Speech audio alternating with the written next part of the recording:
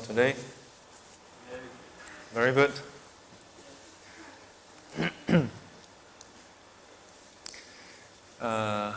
Do you want to sit? Hello. Do you want to shift over? No, you. Yeah. No. When you sit this way, no one is going to sit there. When you sit in this way, you look at your seat on your left. When you sit this way, that seat becomes impossible to sit. So you either sit here or you sit there. Don't sit them. You know, it's like parking. Don't park in the middle.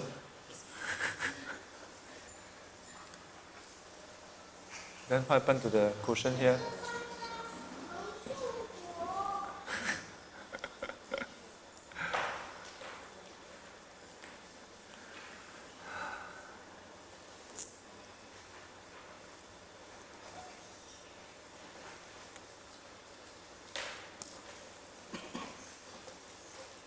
Have you all attended concerts before?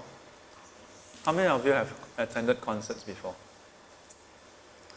Do you all buy the floor ticket?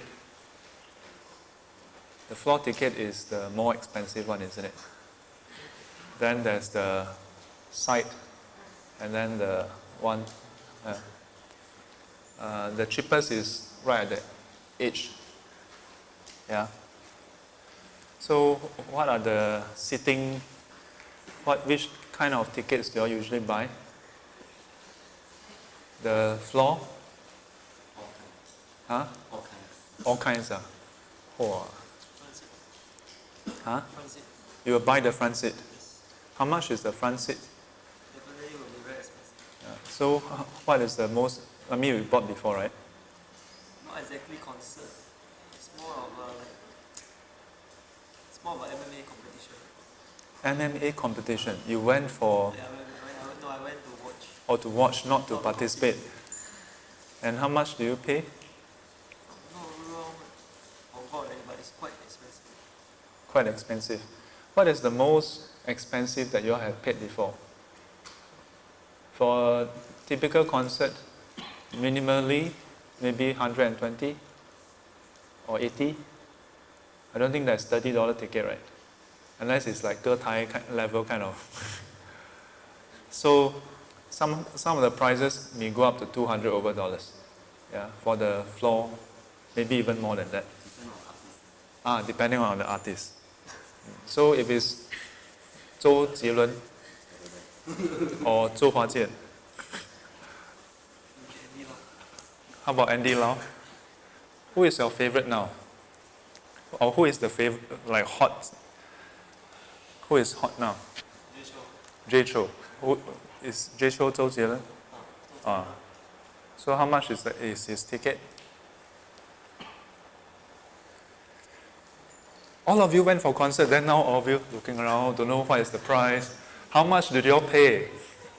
The camera is facing me, not facing you all. Don't have to be shy about it. Come on, we only have 1 hour plus left. So how much do you all pay for it? Who has paid at least 100 or 100 and below?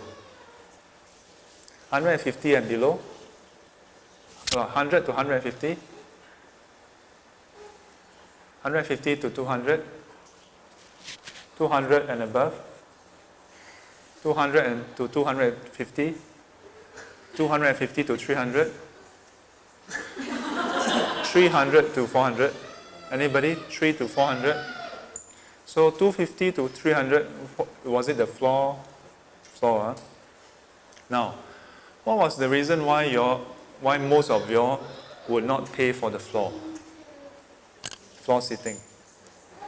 Because of the price. Or is it because the singer wasn't worth that price?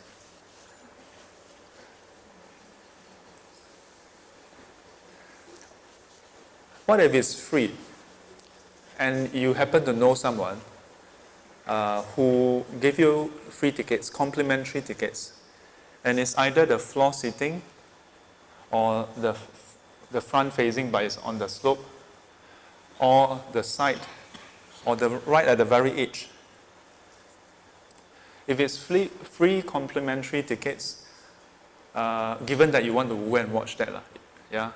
If it's some obscure singer that you don't know and you are not interested, then even if it's free, you wouldn't go for it. Yeah? It's no longer a matter of price. So given that you're interested, and then the price being free, what is the seating that you would choose?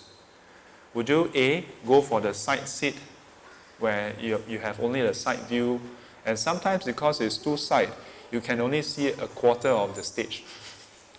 Yeah, that's the very cheap, maybe $60 ticket. Yeah. And sometimes it's so high up, yeah, you are the few person who is up there, and then there's a big gap, and then people are below. So if it's free complimentary, now I'm asking you this question as it is, okay? Don't overthink it. This is not a Dharma question, okay? Don't try to think, what is Sifu trying to ask me? I better give an intelligent answer. Never try to do that, especially not in the Dharma class. When you try to do that, it defeats the whole point. Yeah? If you read the Nikayas, the Buddha asks very simple question and people just answer as it is. Even sometimes to the detriment of their standing. The person will just answer as it is. Even when they are doing foolish things and the Buddha asks whether they were indeed doing foolish things, they will just answer, yes, I was doing that. Yeah? So, let me repeat the question again. A show of hands. 3 options. If it happened to be a concert, okay? I'm talking about worldly entertainment. Yeah? Imagine the singer or the artist that you are interested in, Korean, Japanese, pop, K-pop, J-pop, whatever pop, yeah? Or maybe some of you prefer the canto pop, yeah? And not the modern canto, but the old canto. Whatever rocks your boat, okay? And now you have free complimentary ticket. 3 categories. First category, floor, yeah? Front facing. If the singer were to walk out, maybe you might get lucky and shake his hand or her hand. Okay? That's the first choice. Second choice, the slope area. Okay? Third choice, the side. Which is the one that you all would choose? First choice, floor. Finally. Second choice, the slope. So you all would choose both. You can only choose one. The slope facing. How about the side? Who would choose the side? Okay, so you can eradicate the side. So those who choose the slope, why do you choose the slope area? The view is better? Okay. What if it is that the floor itself is also slightly sloped?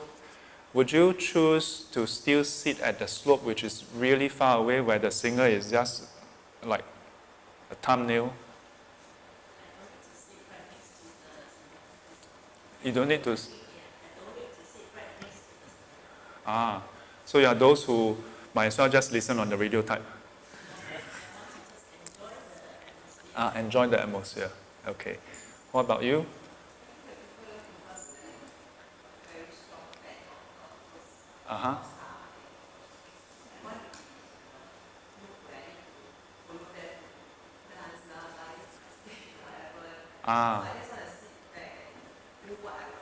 Do whatever you want to do. Okay. I see.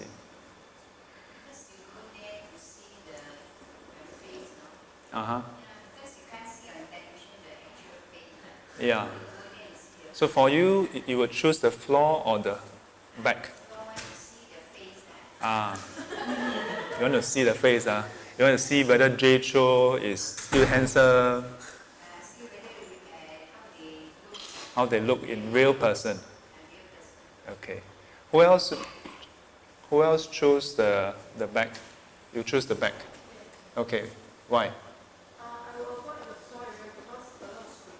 A lot of screaming. Okay. So, but you all will not choose the site.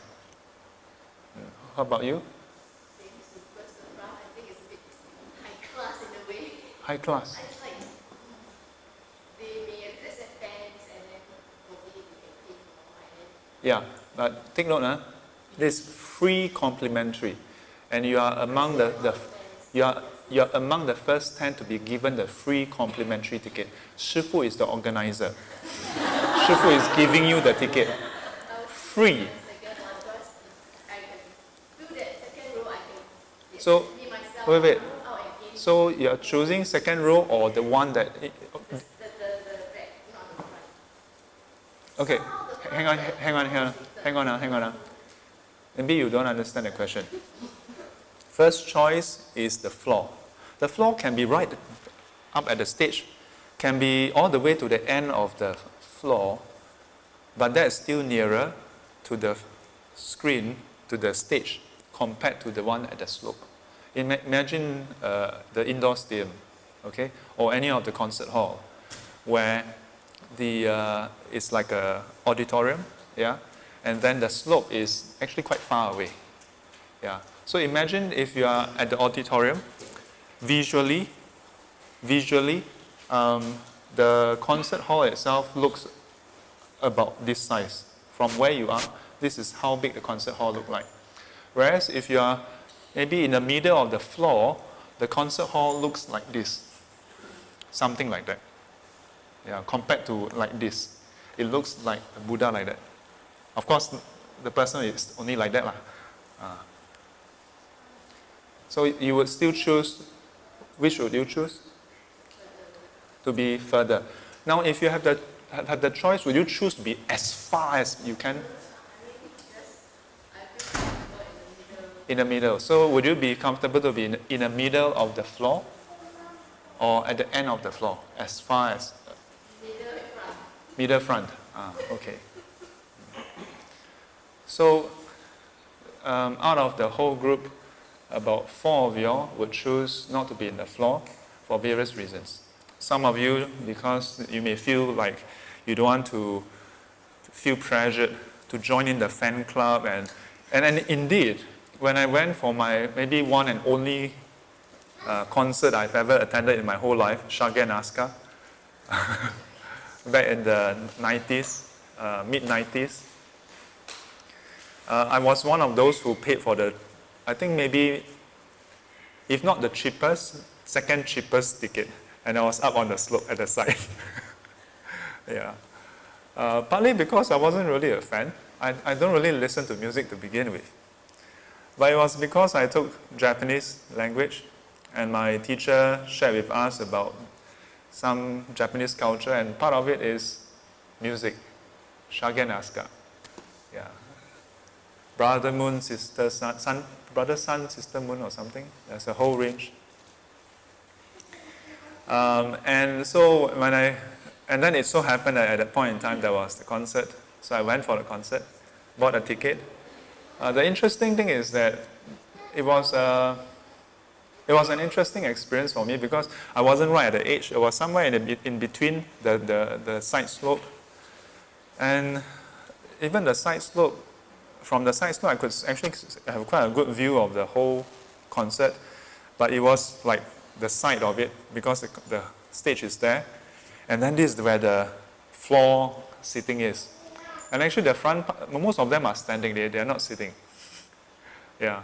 And they had those giant hands and tubes and, and they were all in unison.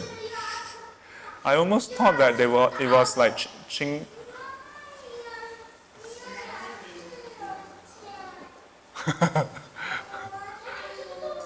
Hola, yeah.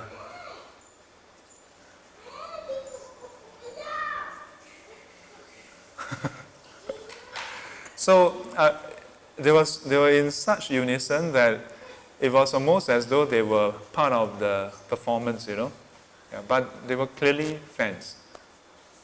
Yeah. I asked you to answer the question as it is because the context is important. And because in the context of a concert that you're interested in, if price is not an issue, we would choose to sit up front and personal. We may not all want to be on the front line. Some may want, some may not want. But we would prefer to be at a comfortable distance where we can actually enjoy the performance. Yeah. So what is the relevance? The relevance is this is like a concert hall. Yeah. But for some strange reason, in Dhamma classes, not just this, but in many Dhamma classes, unless it's all jam-packed, then you have no choice. You have to just fill up whatever empty seats. But Buddhists are very strange. We always want to sit at the side, or as far as we can away from the speaker. Yeah. So I want you all to think about what goes on in your mind. Yeah. Because those who are sitting in front, it's not as though you are required to do something special. Yeah. So why? Yeah. Is there anyone who wants to share? You notice that there's a very prominent whole column that is empty. Yeah. And right at the start, the whole chunk there were actually empty. Yeah. But everybody chose to sit towards the side. Some of them sat here. Yeah. So this is an observation. And it's not just today, in many classes. Yeah. We tend to want to sit as far as we can. To be fair, Shifu was like that. Not for Dhamma class, but for classes in university. Before university, your seat is pretty much assigned, so you have no choice, especially in secondary and primary school. In JC, every tutorial is different, yeah, but usually the group is very small. But in the lecture hall, in the LTs, from JC and university, we would tend to sit far away. The front row are usually occupied by nerds, yeah, the kiangsu kiangsi type, who is there like with stack of notes, yeah, and books with text, ready to pounce on the lecturer immediately after the lecture ends. Yeah, they are the ones who would ask questions, yeah, that most of us would be like, what the hell is he talking about? But that was in university and in JC. Yeah, I remember how in the first 2 years I would always be seated right at the back. But I have reasons for doing that. Because by the time I reached university, I was 21, I would have written code for about 8 years already, even before entering university. So I had some kind of reasons to not really care about listening. Yeah? And in fact, for some subjects, I really didn't have to listen. Yeah, I knew what was going on. But then because of that complacency, it caused me to slack even for subjects that I wasn't good at. So much so that I failed 2 subjects and did badly for the rest in year 2. Partly because in year 1 I was quite on. Yeah. So for year 1, for some subjects like data structure, I was sitting like middle back. Yeah, because programming, KNRC, yeah. But in year 1, for most subjects I was seated in middle because some of the subjects are new. And because in year 1 I did quite okay, so year 2, yeah, what do you care? I would skip. I would even sitting behind is the better part already, because there were many lectures where I would skip. I would skip so much lectures that there was once there was this guy who came to our class, and then he wrote down a name, and then he started giving out some papers. And when it reached the back where I was seated, then I found out that, oh, that's the subject review, course review. Yeah, we have to give feedback. So I asked my friend, What's the subject code? I skipped so many lectures that I didn't even know the subject code. Yeah. The subject code was, I think, maybe CE202. Probably discrete mathematics. Yeah. And then I asked him, what's the lecturer's name? And then he was like, it's up on the board. I was like, oh, okay, that's the lecturer's name. Then I was like, who's the guy there? And he's the lecturer. That was how bad. And you know how course review is usually done after the middle of the semester, usually 3/4, just before the semester exams. So that's how much lessons I was skipping. I'm telling you this not to say that I'm proud of it. If you ask me if I have a chance to do that again, I will do it very differently. Yeah. In fact, I did differently in my year 3. Because after failing 2 subjects, CE203 and 201, digital system and control and instrumentation, there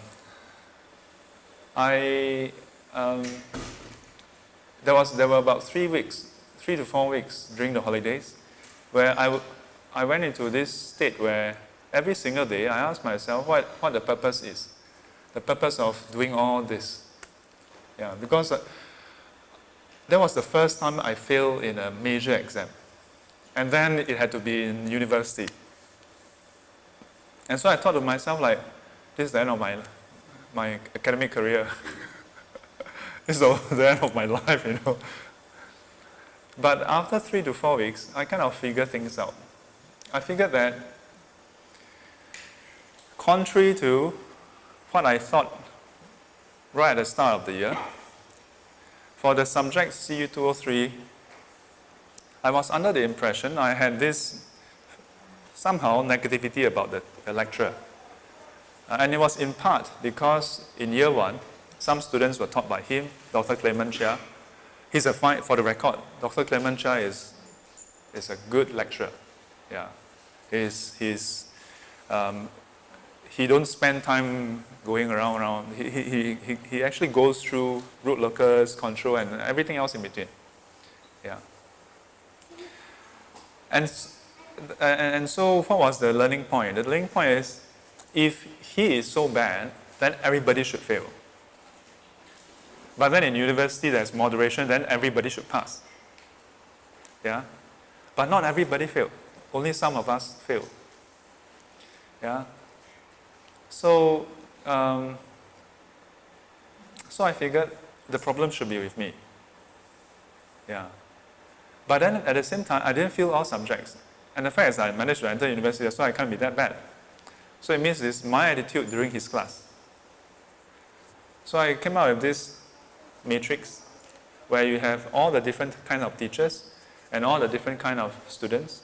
And if you were to cross multiply it out, then you have a resultant matrix where the best combination is when the student with the best attitude comes into contact with the teacher of the best caliber, then you have the best result. If you have the student who is, always skipping class and truant and with not paying attention and so on, then coupled with a teacher who is not able to deliver, then you have the worst result. Or it means that the student will have to do a lot of additional work trying to catch up. Yeah. So in year 3, because the second half of year 2, we did industrial attachment, had a great time.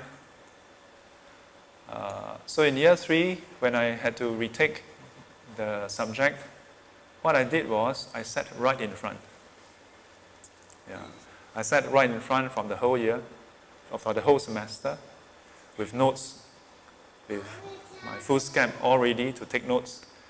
The only thing in my mind was, I'm going to absorb as much as I can from this lecture.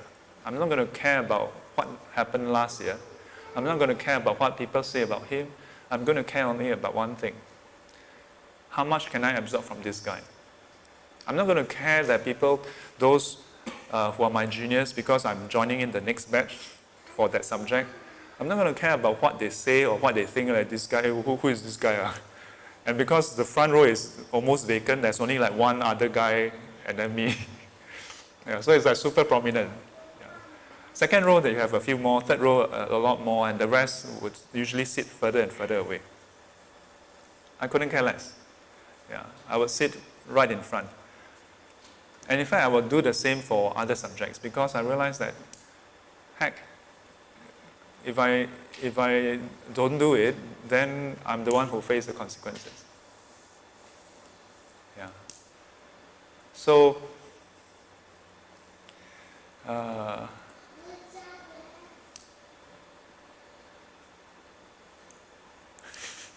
why some of you look so serious?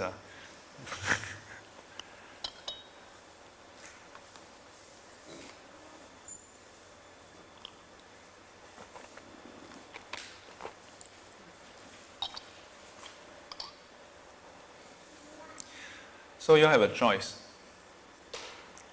When and it's not just this class, this SGC, but for any class that you attend, you can ask yourself, which type of student do you want to be? Do you want to be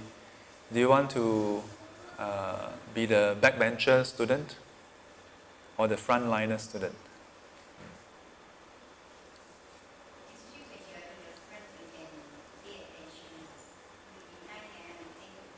Yes, and that's why, you see, like, because this room is in this way, in many centers, it's a bit longish.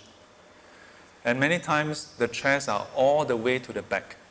And in many places, I insisted that the chair be placed by the side, which is a bit closer to the front. Yeah, people for having to sit on chairs. Yeah, so here is quite okay, because even though you are sitting on the chair at the edge, at the back, but it's not so far away. Yeah. Okay, let's see. On my left, anybody who is new here today, you have introduced yourself before? You have, Okay, then the rest are all season parking holder. On my right. Regulars. Yes. Okay, so today's topic is AMA, Ask Me Anything. And the topic is Qing Ming and Buddhism. So we all know what Qing Ming is. In Chinese, Qing Ming Shao Mu. Yeah, Qing Ming Shao Mu. So have you all started the prayers? Some of you have, yeah. When is the exact date of Qing Ming? 5th of April? Is it 5th or 3rd or 4th? 5th? I heard that every year is the same. It's not the same, huh? It's around that few days, but not always the same, right? So, for most Singaporeans, Qing Ming and Shao Mu is synonymous. Yeah, it is one thing. And for the most part, for most Chinese, it is the case also. But if you go back about 2,000 to 3,000 years ago, Qing Ming and Shao Mu is actually separate. Yeah. So I've shared before in some sessions about Qing Ming. So I'm going to share a bit about what Qing Ming is, and perhaps to some extent how it is related to Buddhism. And then I want to open to the floor for you to just ask whatever you want to ask about Qing Ming. I may not have all the answers, okay? So, some years back, I was invited to share on Qing Ming. So at first, when I went through the words Qing, 清净的清, yeah, 明亮的明. So when I first went through it, 小弟弟，可以听不可以唱哦？你这样子抢台哦。你要唱的话，要在前面唱哦。待会儿给你机会唱好不好？好不好？不要了。So at first I thought, this is a celebration of purity, and wisdom, Qing Ming. Then I thought, but wait, Qing Ming is a Chinese festival. It's not an Indian festival. So maybe it's not related to Buddhism in that way, I cannot simply just interpret the words in the Buddhist way. Yeah. If you do that, it's called 一文解义. Yeah, 一文解义. 一文解义 means you just interpret the meaning, by the character, and then from there infer the original meaning. Sometimes it can, many times you can't. Especially when the phrase has a different origin, from the language that you're using.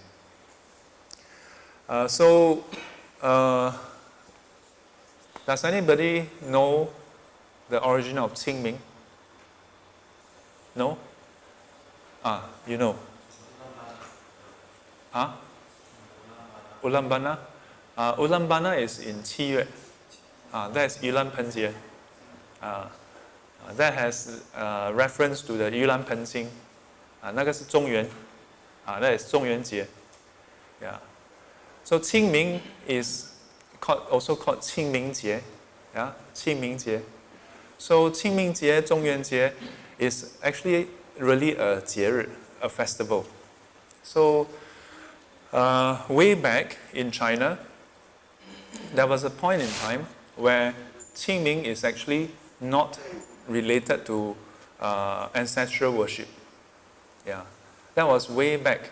I think 上朝 and earlier. Yeah. Are you familiar? It should be. Are you familiar? The earlier dynasty, 上朝. Yeah. So we are usually familiar with 那个北魏,魏朝, then 南北朝, then 唐宋元明清. Yeah. So the different dynasties that is closer to us, we tend to be more familiar. But the earlier stages. So in the earlier stages, I did some research. You all can go and search. So according to the records, the earlier ones, there was a point in time where Qing Ming was basically just a festival in celebration of spring going on to summer. Yeah, it was nothing to do with ancestral worship. Then why is it called Qing Ming? Yeah, Qing Ming was to describe the weather, and the whole environment. Yeah, qi qing jing ming. Yeah, the full phrase is actually qi qing jing ming. Yeah, and then you take out the two characters, become Qing Ming. Yeah, so the qing, 清澈的清 is referring to the 空气 清澈. Yeah. Then 景明, meaning that the scenery, the outdoors is very clear and bright. Yeah. Now in Singapore, you mean like whole year is like that. Yeah. And it's because in China, there's the fall season. So just before this, it was the harsh winter. Yeah. So in the harsh winter, the outdoors is all basically either covered with snow, or the leaves are all fallen and it's basically like 一片荒凉. Yeah. And oftentimes there's still a bit of mist. Yeah. So the visibility is not far, not clear. But then comes spring, and then approaching going on to summer already. Yeah. Around March, April period.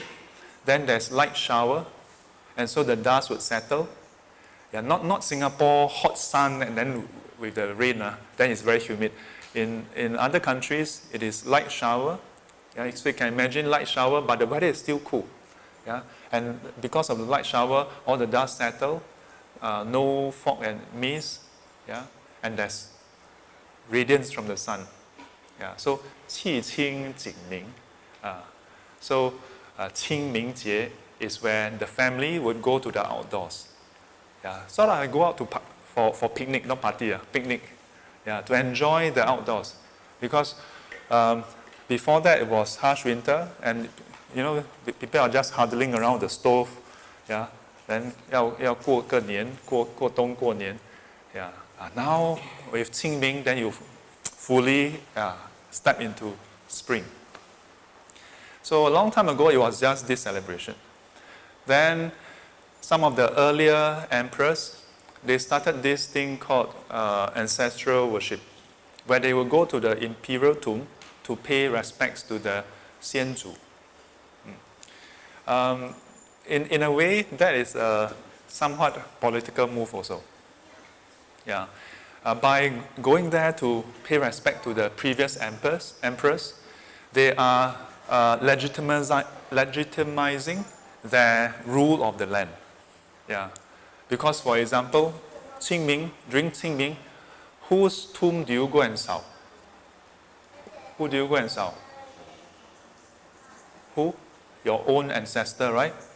If you go there and when you arrive, there's another person over there with food offering and then a whole bunch of kids. And then you go there. 你是哪里来的? Then let's say you are there to pray to your Akong. Then the person will say, this is my Akong. But you don't know them, no. Yeah. If that is your Akong, then that is actually your cousin, isn't it? Then you're like, which Akong are you talking about? No, this one, no. Then pointing at your Akong. Yeah. How would you feel? You probably look at your parents and like, hey, I'm not, huh? Yeah. Yeah. But if they do that, what does that mean? That means they are actually part of the family, you know. It means that, 哇，你们家族其实还有多几个家庭啊。So imagine now, Qingming, you all go to our late LKY's place to go and pay respect. Do you all go there to pay respect? Actually, do you all know where is his? I think nobody knows. So in a way, when the emperors back then, when they pay respect to the imperial tomb, they are legitimizing their position that I am the next in line. Yeah, I am the rightful heir or the rightful ruler. Yeah. But the impact to the commoners is, with the emperor doing this practice, it slowly became widespread in the commoners. And the commoners also started doing this paying of respect of their ancestors. But still, it was not at Qingming. It was in the cold winter months. And they will offer food that is actually cold. Yeah. And then over the next few centuries, then this practice got shifted until around, if I don't recall wrongly, maybe around Tang Song period or thereabout, and the two became celebrated together. Yeah. And then that's where the family would take the opportunity to go and 扫墓 at the same time while enjoying the scenery. Yeah. Because before that is 冬天, then you go there 扫墓 扫 what? Yeah, and it's all cold, then you just okay, deng. Yeah. But in Singapore it's different. Singapore is hot, right? Okay, deng. Yeah. So in Singapore, those who are young enough, some of you may remember, 扫墓, 4, 5 o'clock wake up and then go there. Why? Because it's not because of some special timing. It's all because of the weather. Yeah. And also Singaporean are kiasu. So we go earlier to avoid the jam. Yeah, because if you go at about 8+9, the whole place is packed. Yeah. So fast forward to today, for many young people, there's no 扫墓 also, because there's no mu. Because strictly speaking, mu is the tomb. Yeah. So in Singapore, land scarce Singapore, many of the tombs have been exhumed. So there's only that many tombs left. Yeah. Even Bukit Brown is already, is it exhumed already? Partially, yeah. Mount Vernon, a huge chunk of it has been exhumed. They are building up the place also. Yeah. In fact, a lot of places that today we are familiar with it being built up used to be filled with cemeteries. Like the whole Bishan area, last time used to be plantation and cemetery. Toa Payoh, yeah, Ta Pa Yao, the very name itself. From what I know, any of you who know the history of the name Ta Pa Yao? Basically, the whole MRT, the north-south line, right, the first part, all used to be cemetery. All used to be cemetery, yeah. So, but no fear, yeah. Yeah.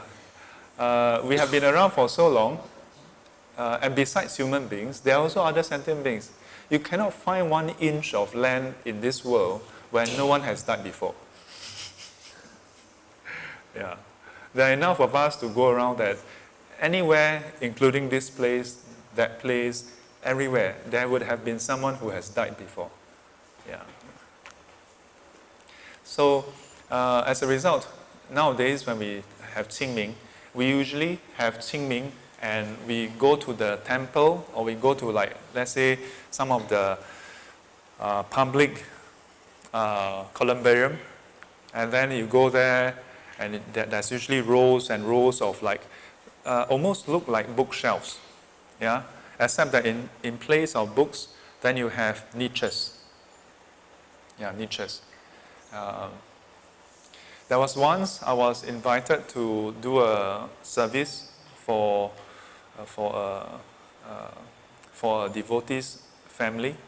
One of the family members just passed away, so they invited me on the day where they seal the niche to do a prayer. So when we arrived, some of them were setting up the table and everything, and the rest were all standing outside. So I look around the rows and rows of niches. Yeah. How many of you, when you go to the columbarium and then you go and look around? Huh? They all go and look around? They all go and see, hello. Dumbing, what? Hello. I mean, but I'm not joking about this. I'm not trivializing it. For me, that's what I did. So that day while waiting for the setup, I looked through the different niches. And the one thing that struck me was, it was a myriad of men, women, young and old. Yeah. There were no consistent pattern. It is not that all of them are about 70 plus. It is not that they all fit neatly into the statistics that we read from census. The latest census or the latest research finds that our human lifespan in Singapore, yeah, life expectancy is 80 to 85. Women being 85 on average, and men about 81 point something. That's the reason why it's called life expectancy. Yeah. It is not life certainty. It's expectancy. That, yeah, we expect to roughly live up to that age. But it's not certain. And because it's an average, yeah, or median, so there are those who live longer and there are those who live shorter. And of course, with any bell curve, there are those outliers who, some of them live up to 100, 200, no, not 200, 100, 110 years old or something. And then there are those who live up to maybe only 20, 30 years old, or even younger. So as I look through the columbarium, that's what I see. There are some that are kids, there are some in their 20s, some that are in the 60s or 70s, different age group. Some of them, through the photos you can tell, others you have to look at the date.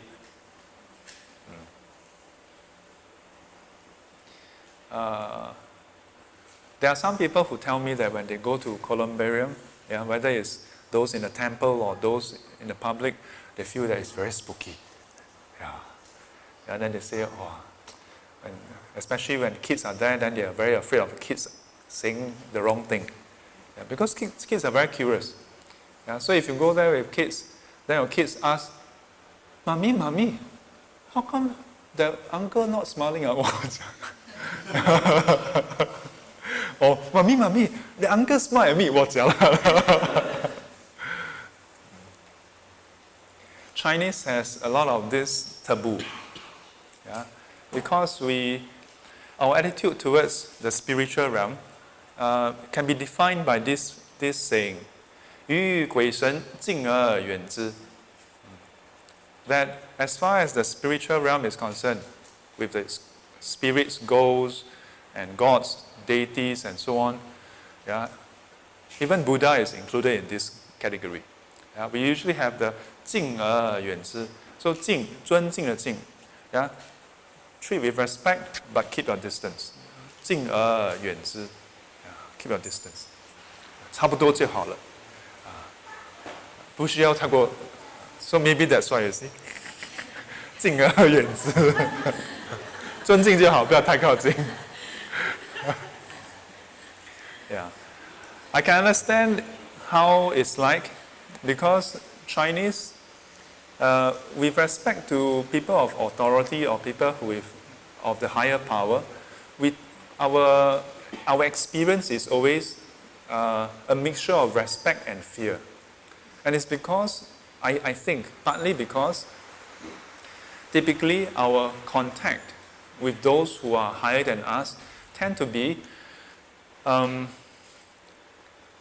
not the kind of friendly, lovey-dovey kind of experience. Yeah? Because most of us, especially our parents' generation, with seniors, it tend to be 有他讲没有你讲. Yeah. And then coupled with the mindset that if you say the wrong things, yeah, it may create some consequences, yeah. And some of this has to do with our earlier Chinese concept. The early Chinese have this idea about 礼俗, yeah, 礼仪, yeah. 我们华人是礼仪之邦 yeah, that we emphasize a lot on protocol, yeah, what to do, what not to do, what to do, what not to do, yeah. For a glimpse of the intensity of this, you can look at Korea and Japan. Yeah, they incorporated this, and it's so deeply entrenched. Without thinking, it's like that already, and it stems from the very early, like some of the Zhuangzi, Laozi, those group of people, where they say, if everybody know their position and do accordingly, this world will be at peace. Yeah. 不管是前面几句是什么？是调身、调心 or something, but the middle section part and the later part is 以家治国平天下. Yeah, the front part, do you remember? Cannot remember also. Yeah. So, you do remember? 治国平天下. Yeah. So the Chinese believe strongly in order. Yeah. That if everybody do their part, everything should be sui. Yeah. And then we just make minor adjustments according to what happens in the stars, and then the 天时地利人和 everything 哇sui. Yeah.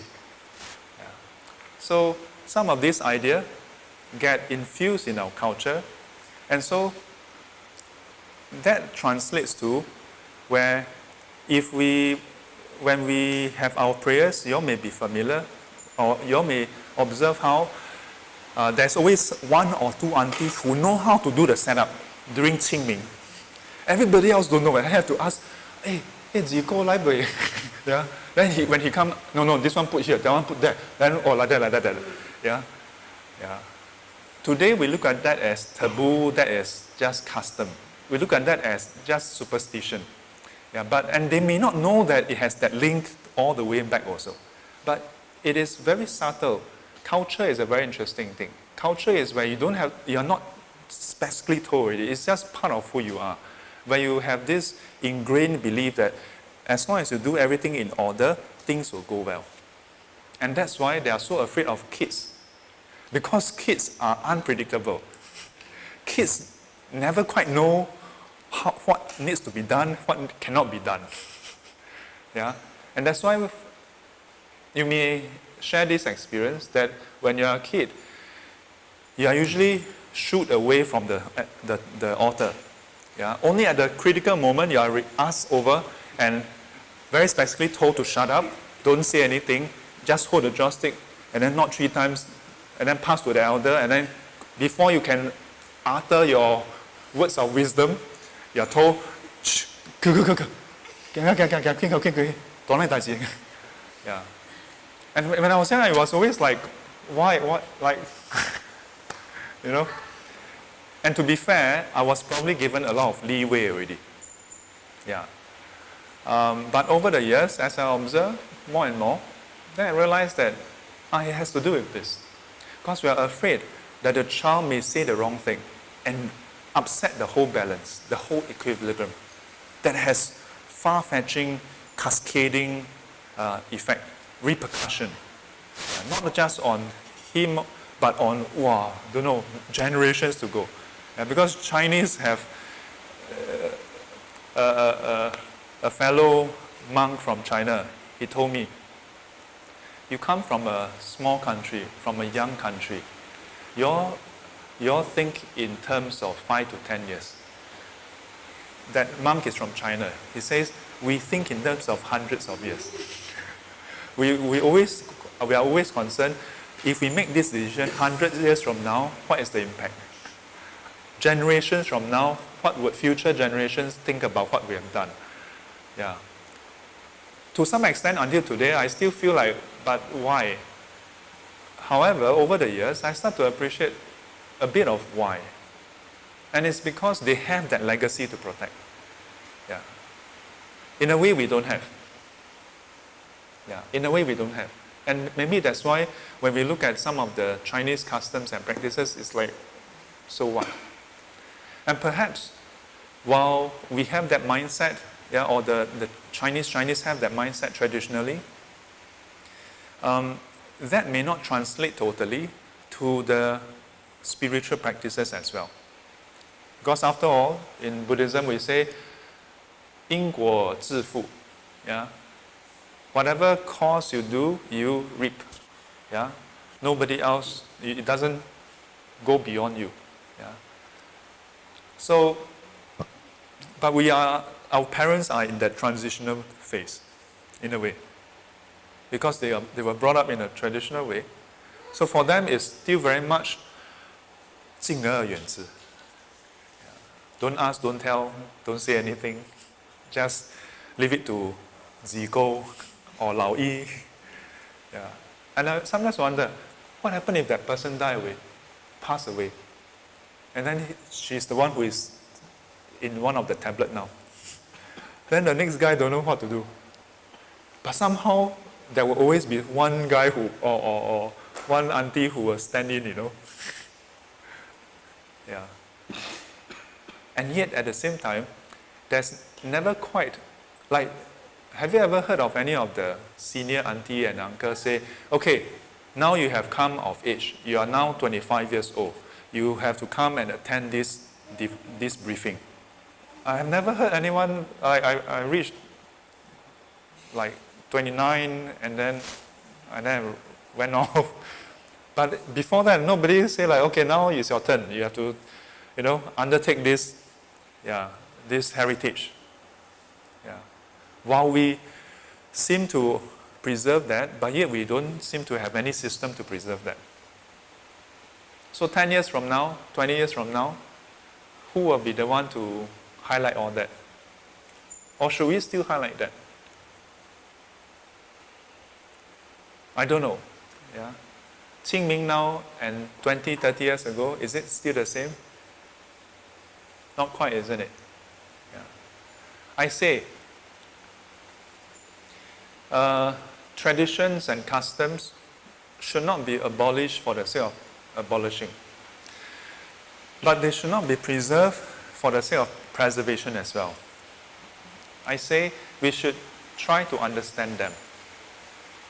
And then perhaps the best way to honor the tradition is to retain and uplift the spirit, the very values that it stands for.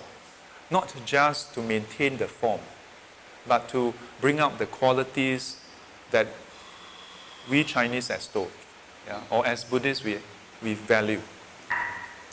So I've been suggesting to students, in Qing Ming period, we do our prayers. But I also suggest to students, something that I've seen done loosely in my family, my mother's side. While we are waiting for Akong Ama, to finish eating, do you all know the process? We do an offering. Before you do offerings, sometimes you have to invite them. Then you will always ask the youngest son or nephew or whoever then to go and ask. So I'm usually tasked to ask. Then later on when I grow older, then it's my nephew, my cousin who is 12 years younger than me to ask. So before we set up all the stage, then we have to ask, to invite them to come and eat. Then after that, about 1 hour later, then the same person will have to go and ask, "Jiapa be?" And interestingly, on some occasions, because kids are very hungry.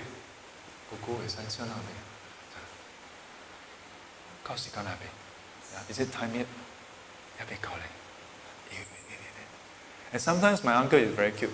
He knows that, sometimes I'm hungry, right? So what he will do is, he will say, "Boy, so he will just bring me out, go and buy some snacks or something for me to eat. Go and buy French fries. And then eventually when it's time, then he'll ask me to go and ask. But sometimes there was 1 year when we go and ask, one hour sharp, then really chill pui leh. Chill pui. Keep on chill pui. Then after that, okay, wait for 15 minutes. Then after 15 minutes, ask it, still chill pui. Then okay, we wait for another 15 minutes. Or finally, after half an hour or so, then okay. Before that, nobody touched the food. We must make sure that Akong is done. So now how? Nowadays, some of you don't even know what I'm talking about, Chiu Pui and In Pui and Sing Pui. So nowadays maybe have to use those dice or use the handphone. Is there a Pui app? You basically start and then you drop it out. You drop it out, then the gyrometer then.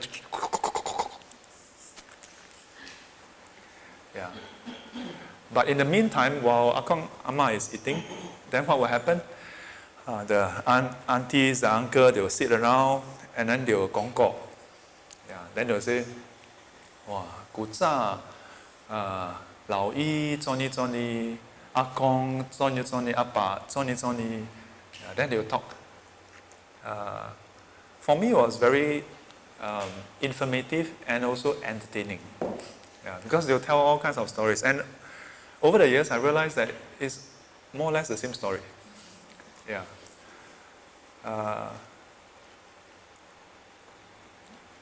Last time when I heard it, after a while when you start to remember things, then you're like, same story again. But today I feel that in a way it is their way to preserve the memory of their parents. And if you think about it, who can say that their parents are perfect? Who can say that their parents did no wrong?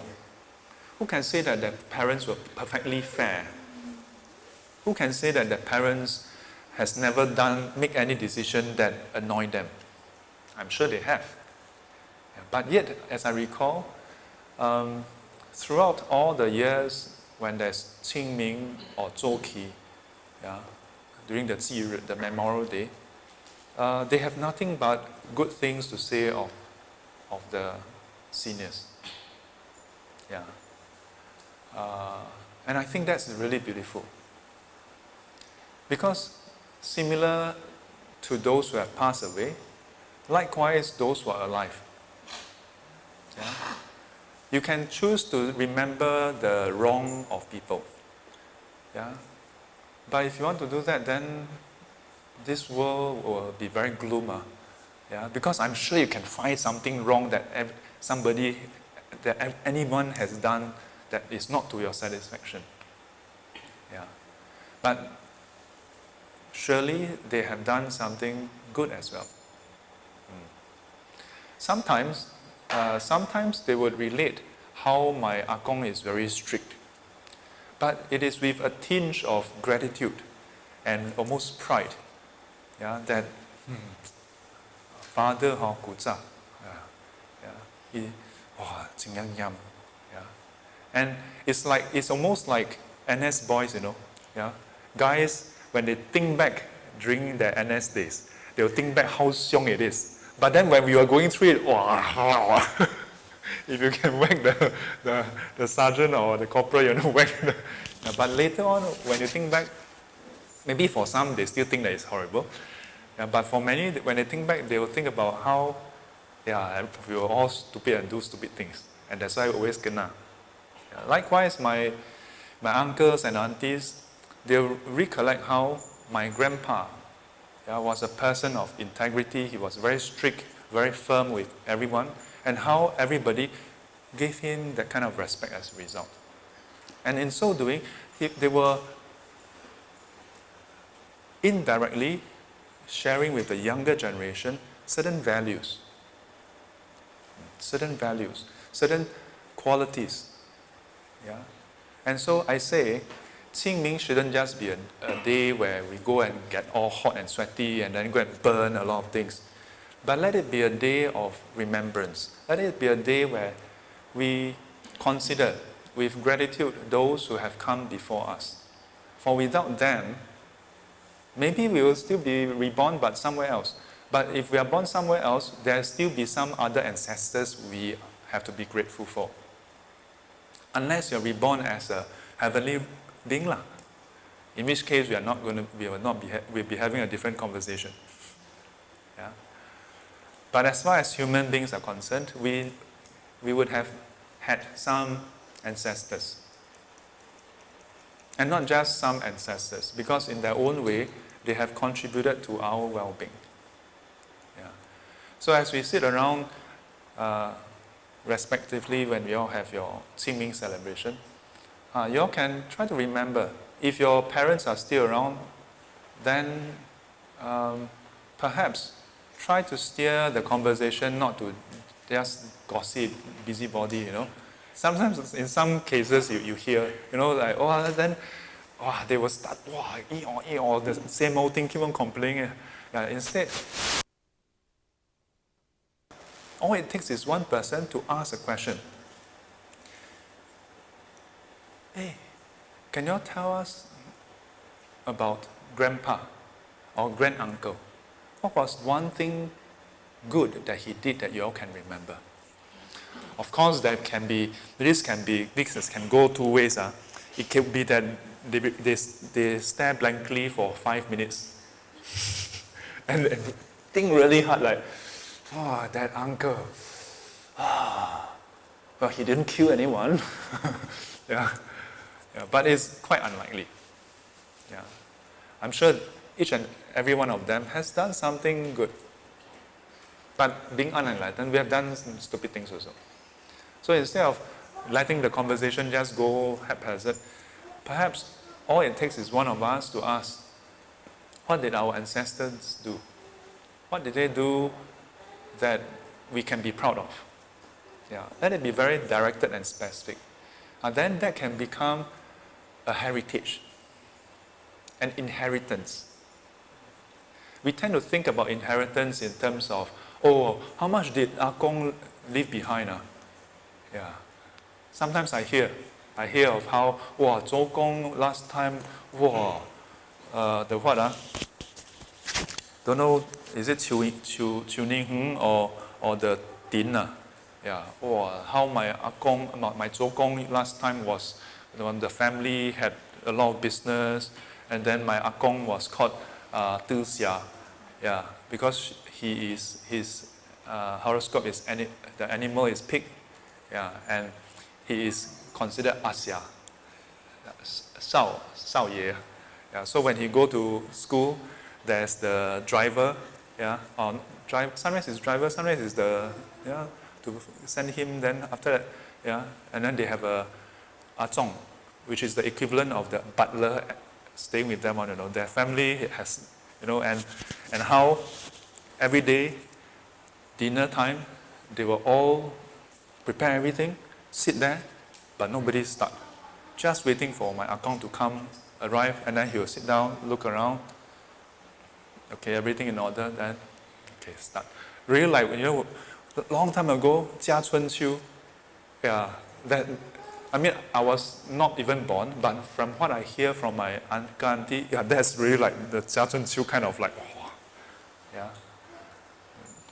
So when we think about inheritance, people tend to think about the material inheritance.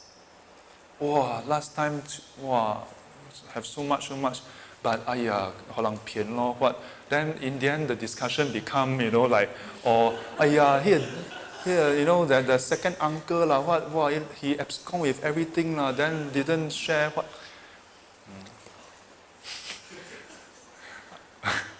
That house or the what inheritance. What. That's what worldly people go after. If we learn from the Buddha, when the Buddha went back to Kapilavastu, Princess Yasodhara, yeah, the wife of the Buddha, she told the son, Rahula, that's your father. Go and claim your inheritance. Then ask him for your inheritance. So Rahula, when he was a young boy, I think 6-7 years old, went to see the Buddha. I want my inheritance. My mother said that you're my father. I want my inheritance. So the Buddha told him, there are two kinds of inheritance. One is the worldly inheritance, wealth, money, power, and everything. That you can stay in the palace. It's there. You can get it from your grandfather, something like that. Then he said, but there's a second type. There's a spiritual inheritance. And for some reason, Rahula, he decided to go for the spiritual inheritance. And then the Buddha said, if you want the spiritual inheritance, come with me. And so the Buddha ordained him. He became, I think, the first novice.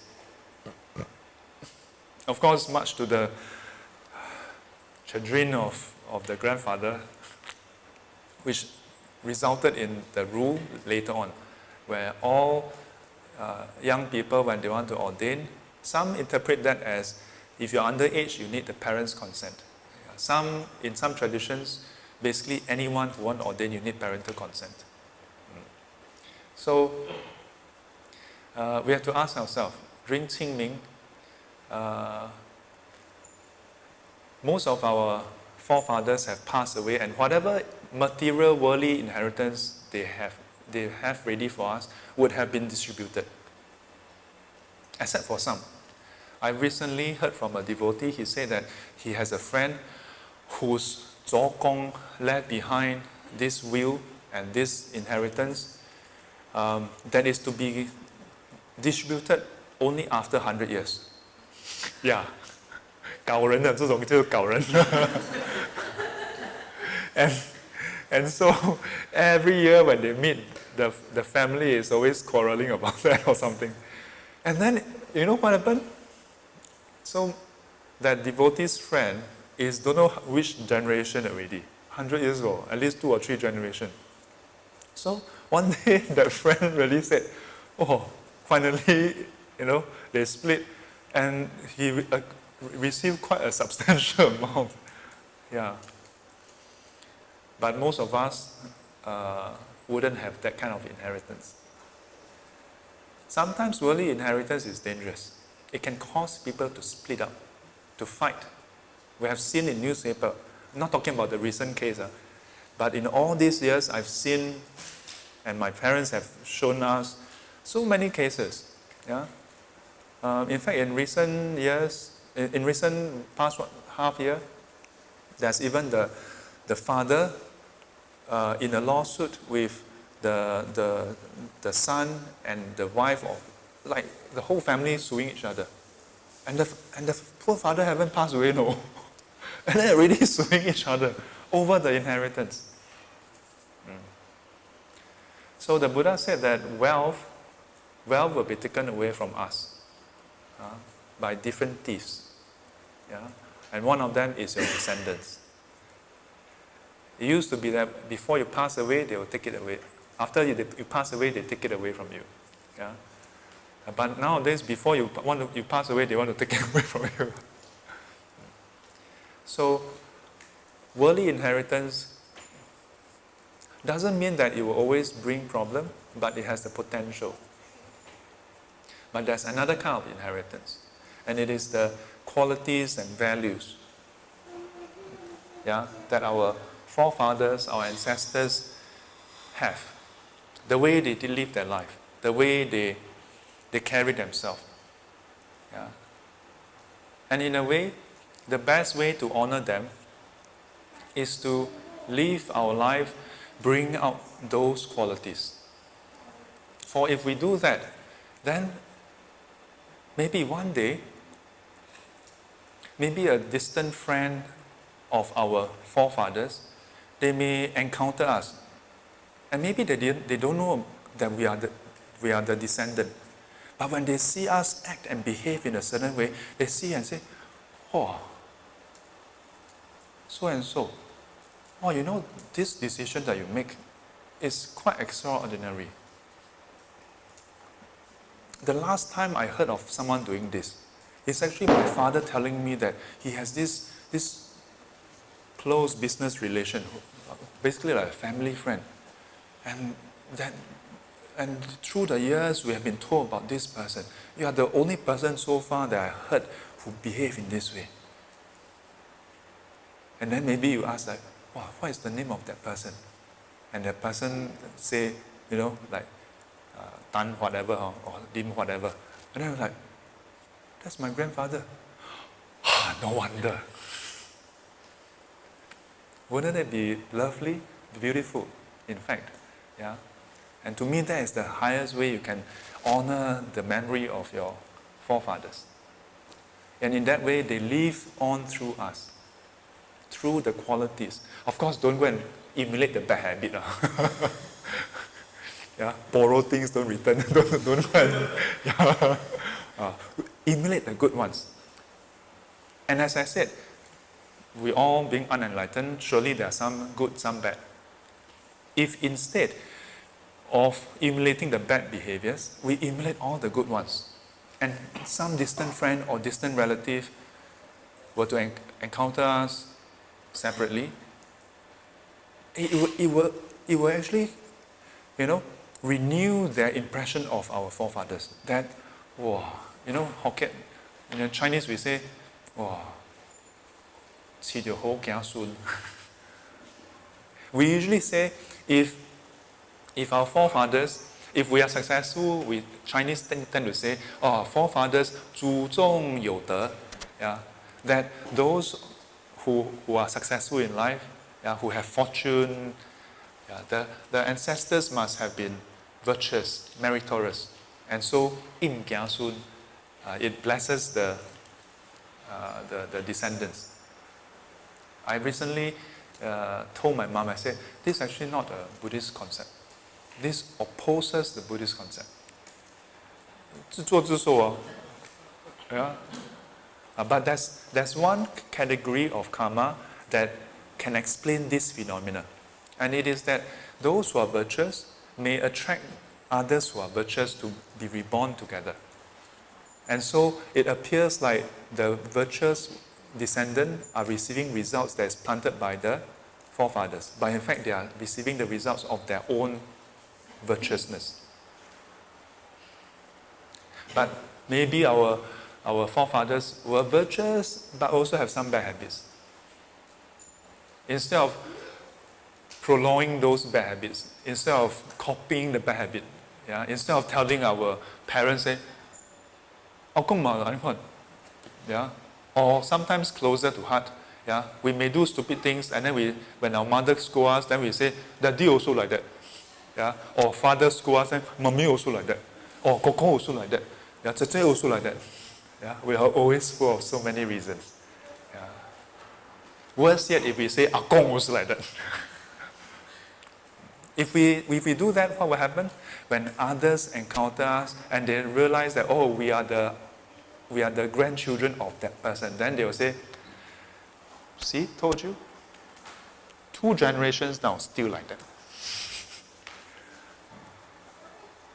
But of course, for young people nowadays, they don't feel that way. Because I don't know about the rest of you. When I was young, in school, primary school, not that you are aware, but I was very old already. Even in primary school, you all can tease each other, say that I'm stupid, ugly, or whatever, yeah. But if and you know, very mild, I don't go and fight or argue or whatever. But if you dare to say anything about my father or mother, see how the yeah. Before that, you can joke, you can tease, and then goody boy. The most, 我跟老师讲, but if you say anything about my mother or father, 不用跟老师讲了，你再讲多一次。Before that was smiling, you just say something immediately, 你讲多一次，你敢讲多一次。Because in the past, it is a very, I don't know about now, again, I don't think so. But in the past, you take it very seriously. You don't insult my parents. Yeah. I'm going to bash you up if you, I dare you say. Not that violence is right, but it's how close you hold your parents to your heart. Yeah. So, Qing Ming, take this opportunity to recollect the good points of our forefathers. Even those who are not direct parentage, yeah, can be our uncle, can be our auntie, granduncle, grandauntie. Yeah, surely there's someone up there who, above the family tree, that is good. And then consider how, in today's context, how can we apply that? And then I think, and as you do those good deeds, live your life with character, with integrity, yeah, with kindness, with forgiveness, and so on. Then, as you do this, you remember, this is because I heard from my auntie about Akong. With this wholesomeness, I dedicate merits to my Akong. Then we directly benefit our forefathers. Then it's no longer just during Qing Ming that you remember your forefathers, but throughout the whole year, you're always remembering what your mother, your father has taught, what your Akong Amma, how they were like. Then truly we celebrate Qing Ming. I had intended for you all to ask questions, but in the end it's 3 o'clock already. So, do you all have any questions or things to ask about Qing Ming? Oh yeah, you have? Anybody? Yes?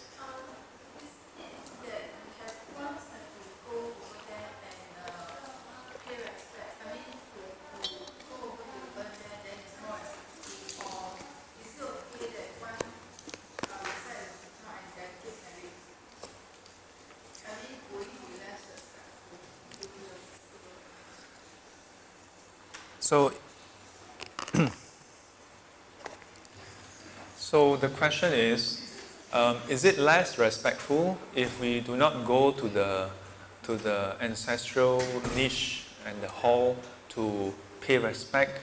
Is it okay to just do prayers at home or even at SGC and we do dedication? Is that sufficient? Respect is a very interesting thing. Yeah. If it's just to have respect towards our ancestors, respect is something in our heart. Yeah. So, but to express that respect, that's a different thing. Yeah. If we have due consideration for how our relatives may feel, then you also have to consider what they deem to be respectful. If our relatives find that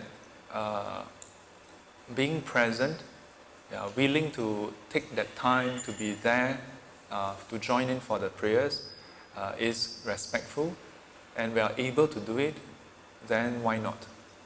Yeah, then why not? So, no hard and fast rule. Yeah, so it depends on what you want to do. If it's merely to pay respect to our ancestors, then it's our ancestors. You've got to ask them what they think. So you go and ask Akong, if I just do the prayers at SGC, is it enough? Sing Bui, yeah. Then, if that's all, if you only care about your Akong's like what he think, is your Akong still around? No, okay, hang. Sekali Akong still around, then you feel Bui. If you're, and for those who are younger, if you're the young kids, if your Akong is around, don't go and Bui to your uncle, okay?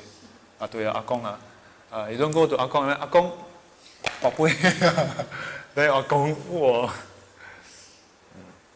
So if that is a consideration, then you only have to care about your Akong.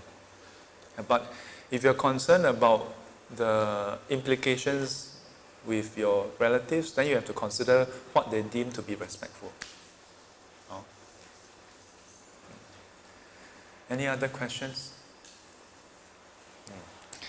If not, then yes, Sherry. Lock John, sorry. Offering of food.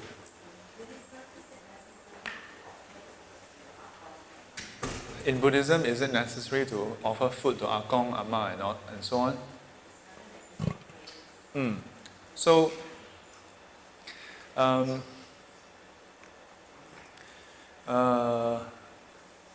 in the Buddhist teaching, there is no practice to offer food directly to them. In some cases, there is the practice of doing some offering to visualize them, the food, and make it allowable for them. There's also the practice to offer the food to the Sangha. Yeah? And then with the merit, dedicate that you offer the food on their behalf. Yeah? And to invite your ancestors to rejoice in this merit. Yeah? To rejoice in the giving. So, as far as offering food is concerned, in a way it is more a Chinese practice, because even before Buddhism spread to China, they have already started that practice.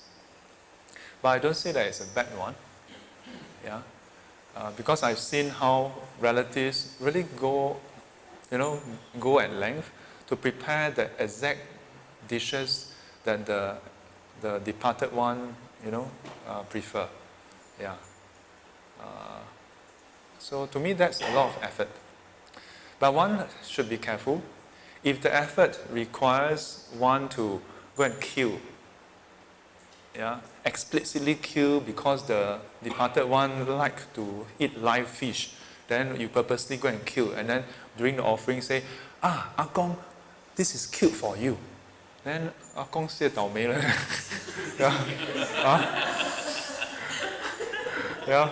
Because of us, then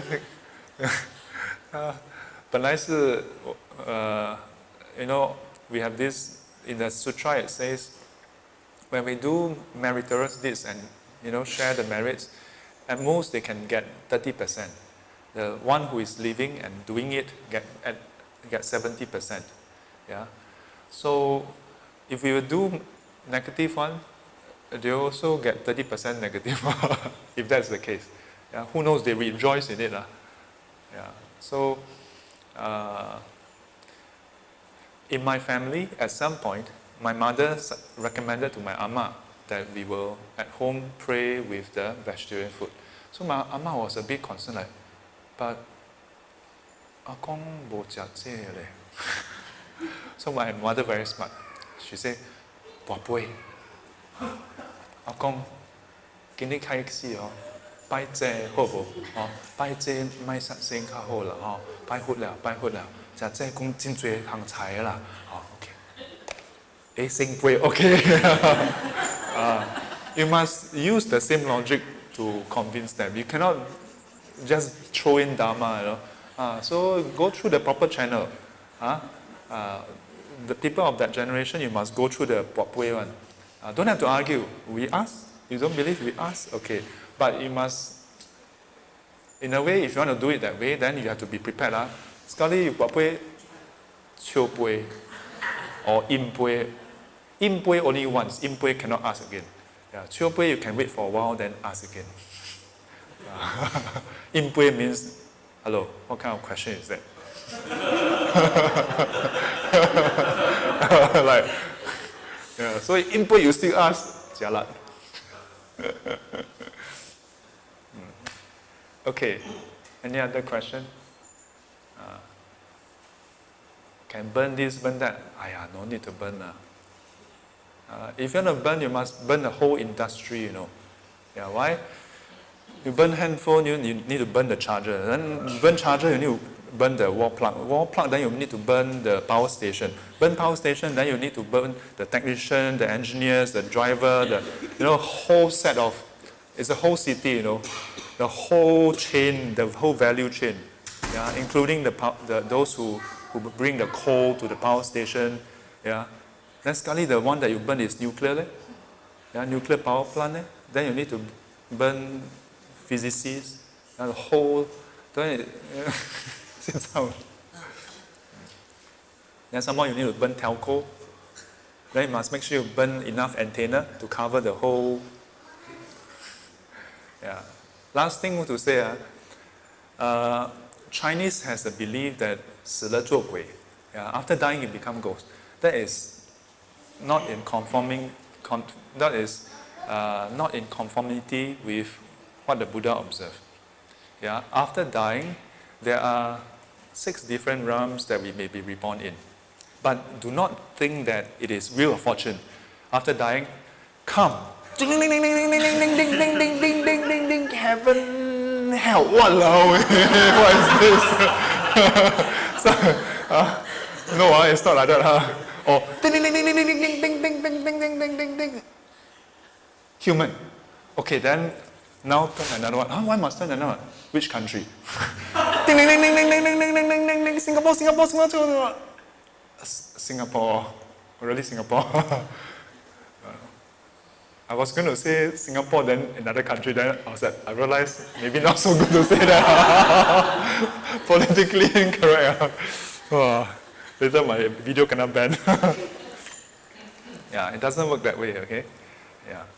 According to our karma, whatever is most active, whatever is heaviest, then most active, and according to our habitual tendency, it will bring us to rebirth. So not everybody after dying become ghosts. But if you have this kind of wrong view, then there's a chance that you may end up becoming ghosts. Unless if you have done a lot of heavy karma, heavy good or heavy bad, then you are quite assured. Heavy good, reborn in the heavenly realms. Heavy bad, in the lower realms, in hell. So don't have to worry. Those who do heavy good or heavy bad, you don't have to worry about your posting. Confirm. Yeah. But the difference is in Buddhism, we say, just as we act finitely, yeah, the good we do, the bad we do is finite. Yeah, it's not infinite. The effort we put in is also finite, not infinite. So the result we receive is also finite. So heaven, hell, very long duration, but still finite. Yeah. So whereas if you 高不成低不就, Yeah? Not up, not down, then born as human. So, as a human being, we don't have to laugh at each other. Sama sama, 差不多. Okay? So I hope that with this today's session, we have a bit of understanding of this festival, and not just to retain the custom and tradition, but to take a new look at it, and celebrate Qing Ming in a meaningful and beneficial way. Yeah? With this, I'd like to dedicate the merits to our departed ancestors, those who have come before us, whether direct parentage or the distant relative. Wherever they are reborn, may they come into contact with the Triple Gem, learn and practice the Buddha Dharma, and attain to final liberation in due time. 愿消三障诸烦恼，愿得智慧真明了，普愿罪障悉消除，世世常行菩萨道。阿弥陀佛，起立。